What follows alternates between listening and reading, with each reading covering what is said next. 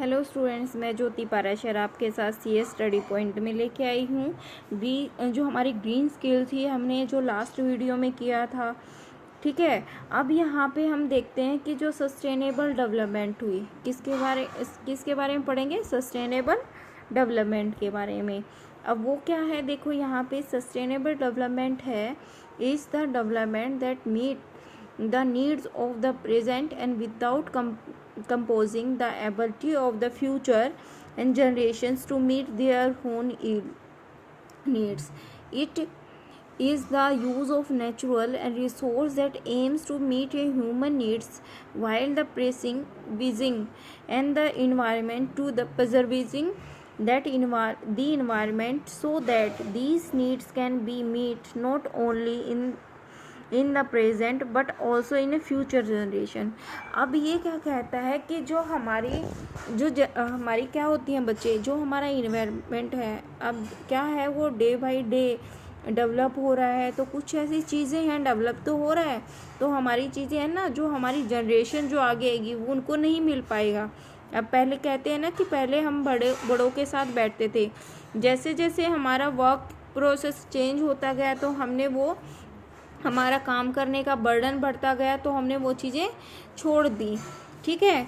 तो अब यहाँ पे कहता है कि the need of the present, हम नीड किसकी है प्रेजेंट में, without composing the ability to future generation to meet their own needs की the definition and the emphasise to important things, ठीक है। उसके दो इम्पोर्टेंट ठीक है जो एबिलिटी होनी चाहिए फ्यूचर जनरेशन के लिए, जो कि वो मिल पाए उनको उनकी जो नीड होती है।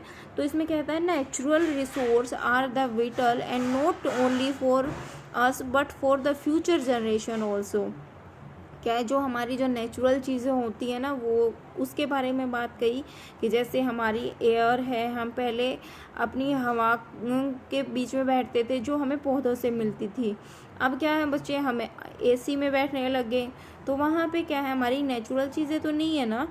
सेकंड क्या कहता है, it is a long term concept. वो क्या है, एक लॉन्ग टर्म का है। It does not the focus only the present economic growth but it also take into an account the future economic growth. वो क्या है परंतु वो क्या है, हमारे account the future economic growth के लिए तो अच्छा है पर हमारे लिए अच्छा नहीं है, ठीक है। अब यहाँ पे देखो ये डायग्राम बना हुआ है, ठीक है। यहाँ पे हमारा इन्वायरमेंट लिखा है, ये सस्टेनेबल डेवलपमेंट है, इकोनॉमिक ही है एंड सोशल है। हमें ऐसी चीज़ों के बारे में सोचना है कि जिससे हमारी जो इकोनॉमिक है वहाँ पे भी हमें एक बेटर चीज़ मिल सके, बेनिफिट मिल सके, सोशल में भी हमें बेनिफिट मिल सके और हमारे इन्वायरमेंट में भी हमें कोई चेंज ना करना पड़े, ठीक है। अब नेक्स्ट बात करते हैं किसकी, अभी यहाँ पे हम पढ़ते हैं the idea is to create a system to sustainable meaning one that can keep going and identify into the future के लिए। The nature resource like air, water, minerals ETC are essential to meet our need, ठीक है। ये क्या हो गए, हमारे लिए एसेंशियल ही है। If the pollute the air and the water and shores and the deep non renewable resource like कोयल एंड पेट्रोलियम, नेचुरल गैस, ये क्या है हमारे रिन्यूएबल का मतलब क्या होता है कि हम दोबारा से उसको रीयूज़ कर सके। कोयला हमारा ऐसा नहीं है कि हम दोबारा से यूज़ कर सके, पेट्रोलियम भी हम दोबारा से यूज़ नहीं करते, जो खर्च हो गया वो बच्चे खर्च हो गया ना। नेचुरल गैस है पर ये हमें कहाँ से मिलती है, हमारे प्रकृति से मिलती है, नेचर से मिलती हैं। द फ्यूचर जनरेशन वुड सफ़र, और इससे क्या होगा, जो हमारी जो नेक्स्ट जनरेशन है वो सफ़र करेगी इस चीज़ों के लिए। समझ में आई? The concept of the sustainable development therefore the emphasize that we have to right to deny the right to life to future generation। तो हमें ऐसे डिसीज़न उठाने हैं कि जो हमारी लाइफ में जो आगे फ्यूचर जनरेशन है उनके लिए भी वो अच्छे हों। The wood rocks of the resource is not only the means of the present generation but also for the future generation। ये बात आपको समझ में आई? Why is your responsibility to use the environment and the justly to be the meet and need to be today, ठीक है, and then leave and him them or your children and the grandchildren, the future generations, so they are able to meet their own need as well as, कि हमें ऐसा करना है कि जो हमारे बच्चे हुए या उन बच्चों के बच्चे हुए, मतलब ग्रैंड चिल्ड्रन हुए, तो उन्हें वो चीज़ें मिल पाएँ, ठीक है। अब यहाँ पे sustainable development is the therefore a kind of development that take into account the need of the economic and the environment without composing and either or the of the aspect, ठीक है। the economic development is a sustainable then the present use of nature resource will not be limit us from their use in the future, ठीक है। ये क्या है कि जो हमारे क्या है प्रेजेंट में जो हम यूज़ कर रहे हैं नेचर को, उसकी एक लिमिट है, will not be the limit in future नहीं होनी चाहिए, ऐसा करना है हमें। Sustainable development and the development must be the kind of take and the care of need, कि हमें टेक केयर करना है उन चीज़ों का। अभी क्या है यहाँ पे रीयूज़ का मतलब है दोबारा। बच्चे देखो यहाँ पे उसके डिफरेंट मीनिंग भी दिए हैं। Finding the substrate of the renewable resource and using renewable resource judiciary solar energy, wind energy, hydro power and trial energy and the bio sulphur energy like गोबर gas are the beginning widely and the increasing used as a sustainability of the energy resource like coal, oil, nature gas that are being and depth and rapidly in many villages of India. Solar energy placing and the solar cookies, solar learners and the solar heaters are beginning and unclosed to be the promoted by the government in the coastal and areas, and wind energy and the harmed and by the windmills in beginning used to be generation electricity। अब देखो बच्चों क्या है कि जो हम अपनी चीज़ें पहले क्या होते थे हमारे घरों में, अब गोबर गैस की बात की गई तो वहाँ पे हमारी क्या होती थी, देखो घरों में क्या होता था कि हम जैसे गर्मियों का सीज़न आया तो हमें ना जैसे नीम के पत्ते होते थे, उपलों को हम जला के और उसके ऊपर नीम के पत्ते रख देते तो हमारे मच्छर भाग जाते थे। अब क्या है हम जो उससे क्या होता था हमारे वातावरण में जो वैसे भी कीटाणु होते थे ना, जो बैक्टीरिया वगैरह थे जो हार्म पहुंचाते थे, वो भी नष्ट हो जाते थे, ठीक है, कहीं ना कहीं। अब यहाँ पे क्या है बच्चे कि हम क्या यूज़ करते हैं, ऐसी चीज़ें यूज़ करते हैं कि हमने फ़ैन, एनिमल्स पे भी फ़ैन लगाना स्टार्ट कर दिया है और इन चीज़ों को हमने बढ़ावा काफ़ी दिया है। तो वहाँ पे हमें ऐसी चीज़ें यूज़ करनी है कि हम इन चीज़ों को बढ़ा के एनिमल्स रखें, तो उससे हमारी है ना क्या है वो ऐसी जो हमारी जो विंड होती है, एनर्जी हार्मलेस होती, जो हमारी जो हवाएं ऐसी चलती हैं तो वो क्या है हमारे लिए वो अच्छी रहेंगी। जो विलेजेस एरिया है एज़ कंपैरिजन कहा जाता है कि जो विलेज के एरिया में जो लोगों की डेथ रेशियो है वो बहुत कम है, क्योंकि वहाँ पे हम उन्हें शुद्ध वातावरण मिलता है। रिसाइकल का मतलब बच्चे यहाँ पे क्या होता है, देखो बच्चे यहाँ पे एक हैंड बना हुआ है, रीयूज, रिड्यूस, रिसाइकल, ठीक है। अब यहाँ पे क्या है रिसाइकल बच्चे, रिसाइकल मतलब रीप्रोसेस, दोबारा से। Paper we need and wood and अब देखो बच्चे, अब जो आपका पेपर होता है ना वो दोबारा से रिसाइकल बनता है, और ये किससे है, फ्रॉम द ट्रीज से बनता है। Recycle use in the paper with contribute the saving trees, और हम क्या करते हैं जो पेपर को जो वेस्टेज है उसको अगर हम कम कर दें तो हम किसकी सेविंग करेंगे, किसकी, ट्रीज की, और वो कम कटेंगे, ठीक है। Water is a scarce and resource your do not be the water in the judiciary we can reuse and the rain water is the having sting. अब देखो बच्चों जो हम क्या कहते हैं रेन वाटर्स होते हैं, मतलब सरकार भी हमें यही कहती है, गवर्नमेंट भी, कि जो आपका बारिश का पानी है तो उसको क्या करो, उसको स्टोर करो, और स्टोर करके उसको क्या करो, आप अपने पानी को आपकी धरती में जाएगा, फिर उससे आप इलेक्ट्रिसिटी क्रिएट करो।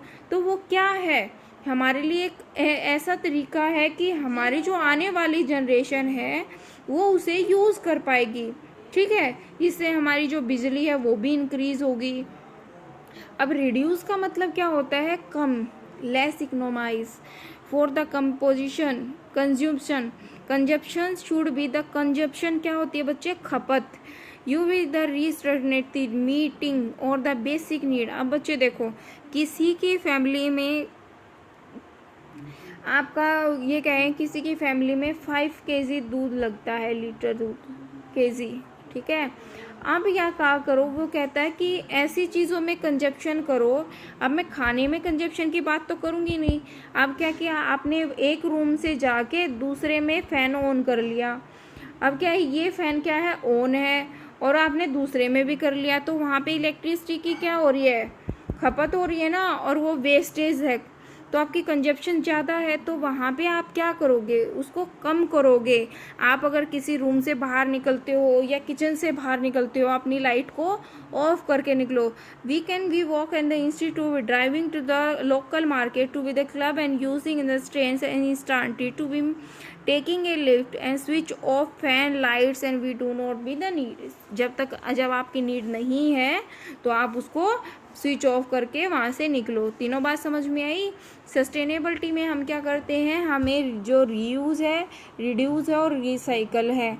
जो रीयूज़ नहीं होती तो उन चीज़ों को हमें संभाल के रखना है। रिड्यूस करो उन चीज़ों को कि जिनको आप बचा सकते हो। रिसाइकल उन चीज़ों को आप कम यूज़ करो जिनकी रिसाइकल होती है। मतलब रिसाइकल क्या है, यहाँ पे आपको अपने पेड़ बार बार ना कट करने पड़े, तो आप क्या करो, पेपर की वेस्टेज से बच सकते हो। पहले क्या होता था बच्चों को ना पहले तख्ती पे लिखवाया जाता था, पता है आपको। एक जो सरकारी गवर्नमेंट स्कूलों में एक तख्ती होती थी जिससे उनकी हैंड राइटिंग फर्स्ट जो नर्सरी और फर्स्ट क्लास होती थी, ठीक है, उससे क्या होता था, वो 1 ईयर जब तक वो नोटबुक पे नहीं लिखना सीखता था तो उसकी हैंड राइटिंग बहुत अच्छी हो जाती थी। अब स्टार्टिंग से ही हम किस पे लिखना सीखते हैं, पेपर से। और उस टाइम पे हमारे क्या होते हैं, बहुत ज़्यादा पेपर वेस्ट होते हैं। एक छोटा बच्चा है जिसको पेपर लिखना नहीं आता, तो वहाँ पे क्या है, हमारा पेपर ऑफ वेस्टेज है। ये समझ में आई। अब बात करो यहाँ पे किसकी, बात करते हैं हम ग्रीन इकोनॉमी की, ठीक है। इकोनॉमी, तो ग्रीन इकोनॉमी इज क्या है यहाँ पे, is defined as economy that aim to be the reducing environmental risk. हमें रिड्यूस करना है इन्वायरमेंटल जो रिस्क है, aim to be the sustainable development without a degrading the environment. अब इसमें बात करते हैं, देखो अब आपने पता होगा कि दिल्ली गवर्नमेंट ने, केजरीवाल ने पोल्यूशन को कम करने के लिए ओड और इवन फॉर्मूला यूज़ किया। तो वहाँ पे क्या था, वो रिड्यूस ही कर रहे थे ना, किसको, पोल्यूशन को, ठीक है। अब रिन्यूएबल एनर्जी क्या है, आप यहाँ पे देखो, renewable energy comes to be the solar energy. वो ऐसी एनर्जी है कि हमें कहाँ से प्राप्त होती है, जो हमें कहीं से हवाओं से प्राप्त हुई या किसी ओशियन से प्राप्त हुई, मतलब समुद्र की लहरों से प्राप्त हुई, या हमें सन की रेस से प्राप्त हुई, ठीक है। वो ऐसी चीज़ें हैं कि जो हमें मिलती रहेंगी, अचीव करते रहते हैं हम। और ग्रीन जो बिल्डिंग होती हैं, green building design to be the construct in the opportunity to use and resource and more efficiently and wise. अब ये कहते हैं कि आपने जो ग्रीन बिल्डिंग तैयार की है, ऐसी बनाने हैं जो हेल्थ और वेल्थ दोनों को देख कर ही बनाई जाएंगी। उनका एक रिड्यूस हो, green building is to reduce the overall impact of the built in environment to human health and nature environment को। देखो इसके 2 पॉइंट दिए हैं, efficiently using energy, water and other resource, की वो बहुत अच्छे से उसके यूज़ कर पाएँ।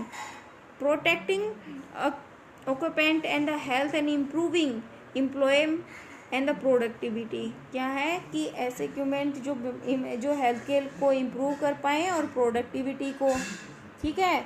अब यहाँ पे बात की जाए किसकी, रिड्यूसिंग वेस्ट, जो पोल्यूशन है इन्वायरमेंट डिग्रेडेशन है उनको रिड्यूस करें। इन्वायरमेंट डिग्रेडेशन किससे है बच्चों, कि आप कहीं पे भी कुछ खाया और वहाँ पे डाल दिया, पोल्यूशन आपके ट्रैफिक से है और वेस्ट आप करते ही हो, ठीक है। आप सस्टेनेबलिटी क्या है, ट्रांसपोर्ट। अब यहाँ पे देखो लो carbon emitting and the technology and carbon and the air quality management. हमें जो कार्बन निकलता है, जो धुओं से निकलता है, तो वो क्या है, वो कार्बन, तो उसको हमें क्या करना है, उसकी क्वालिटी को मैनेज करना है कि वो ऐसे केमिकल ना यूज़ करें कि जो कार्बन निकले जो हमारी फैक्ट्रियों से, कि वो एक ह्यूमन के लिए अच्छा हो, वो ज़्यादा इफेक्ट ना डाले उनकी हेल्थ पे।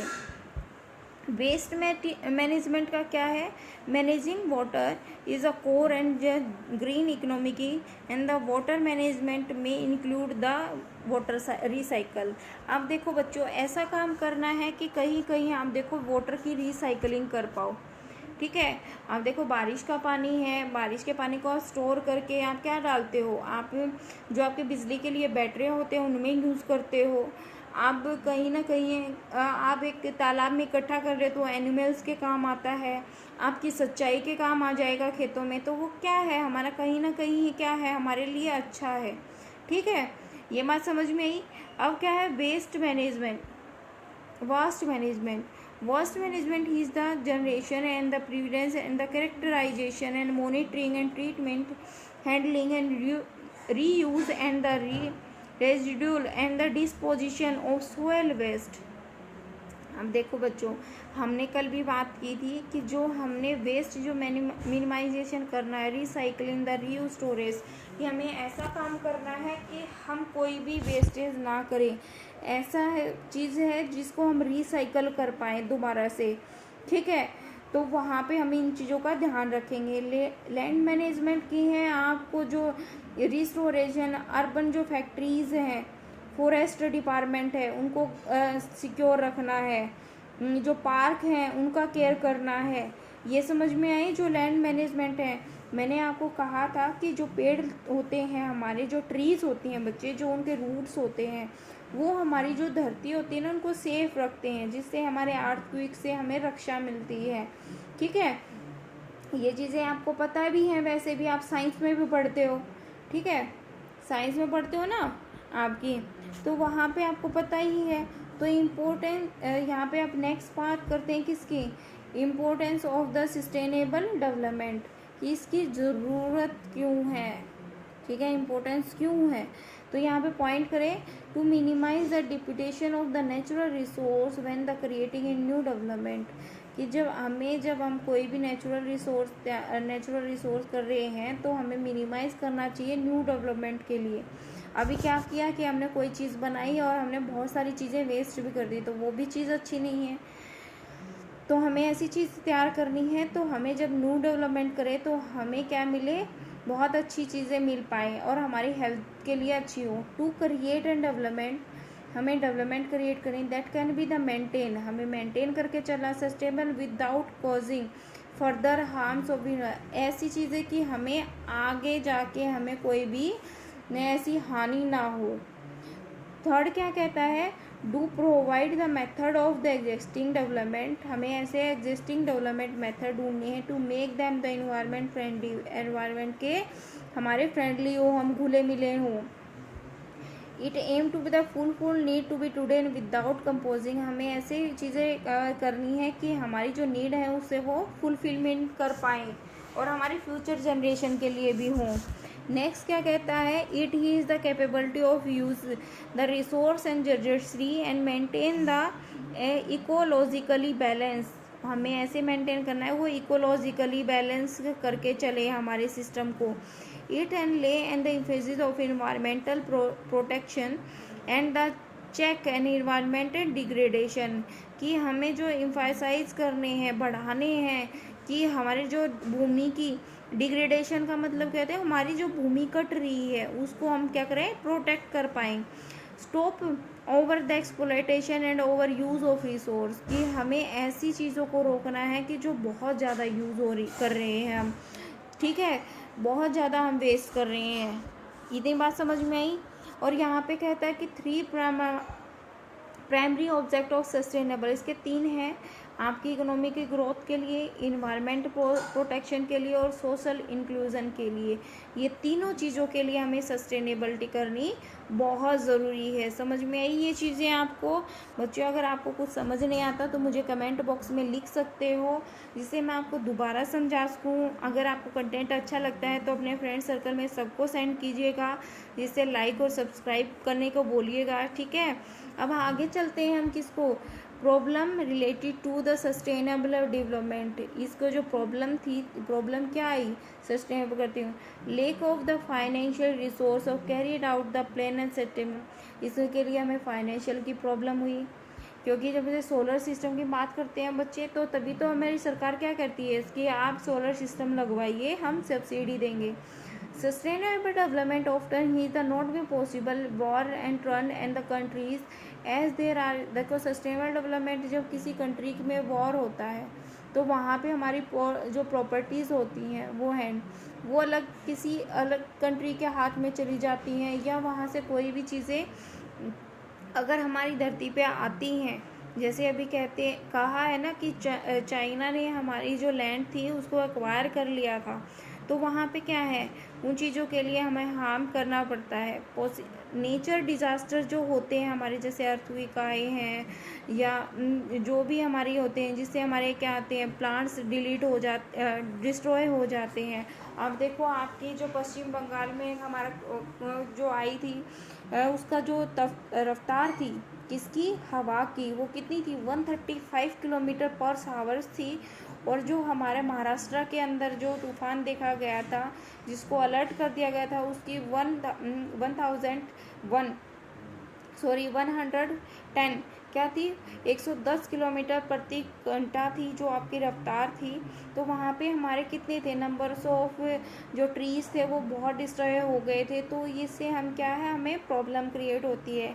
Corporation at the level of the implementing energy, जो हमारी जो कॉरपोरेशन होती है, occupation at the level of the implementing energy, जो हमारी जो इम्प्लीमेंटिंग करने की जो एनर्जी होती है उसमें प्रॉब्लम आती है। Lake of efforts and the municipal levels की, हमें जो लेक ऑफ कमी है यहाँ पे सरकार की तरफ से, ये हमें इफ़ेक्ट डालती हैं। अब बच्चे, ये शॉर्ट पॉइंट दिए हुए हैं कि इस चैप्टर से रिलेटेड जिसने ये चैप्टर नहीं किया है, प्रीवियस वीडियो नहीं देखी है, तो जो छोटे छोटे पॉइंट्स हैं जो रिमेंबर करने होते हैं वो मैं बता देती हूँ।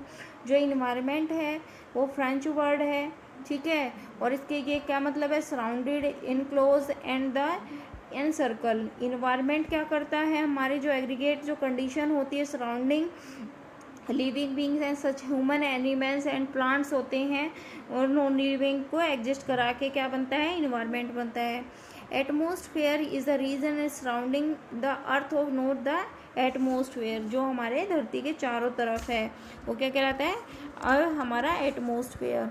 अब बात करते हैं हाइड्रोस्फेयर। हाइड्रोस्फेयर में क्या होता है, जो हमारी water bodies the earth surface include करता है, कि जो हमारी अर्थ के ऊपर क्या होती है, वाटर्स जो बॉडीज होती हैं वो क्या होती हैं, हमारी हाइड्रोस्फेयर होती है। लिथोस्फेयर में हम क्या करते हैं, upper more part of the earth, जो क्रस्ट होती है, मतलब जो जैसे हमारा स्काई हो गया, अपर पार्ट जो हमारी अर्थ के हैं।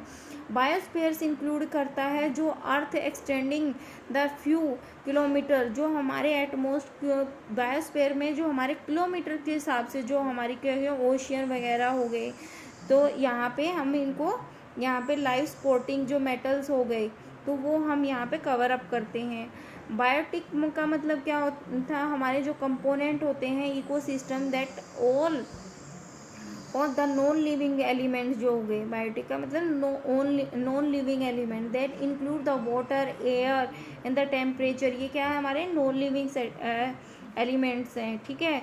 लिविंग ऑर्गेनिज्म के बारे में पढ़ा था कि जैसे माइक्रो ऑर्गेनिज्म हो गए, बैक्टीरिया वगैरह हो गए, एनिमल्स हो गए, जो प्लांट्स हो गए, फिर प्रेजेंट में जो ह्यूमन बीइंग्स हो गई, तो बायोटिक कंपोनेंट होते हैं। सस्टेनेबल डेवलपमेंट में हमने क्या पढ़ा, यहाँ पे हमारा एम होना चाहिए जो ह्यूमन जो मीट करता है, जिनकी ज़रूरत होती है ह्यूमन की, उनको वो क्या कर पाए, उन्हें उस इन्वायरमेंट पे they need to be can meet not only the present, वो हमें फ्यूचर में भी मिलती रहे, ना कि प्रेजेंट में मिले।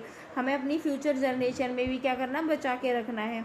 सस्टेनेबल डेवलपमेंट में हम बात करें तो हमें यहाँ पे take into the account need to be the economic and the environment without and the composing either the expect, कि हमें यहाँ पे सस्टेनेबल डेवलपमेंट में हमें देखना है कि हम जो यहाँ पे कोई भी चीज़ अगर ले रहे हैं तो हमें उसको लिमिट में ही यूज़ करना है।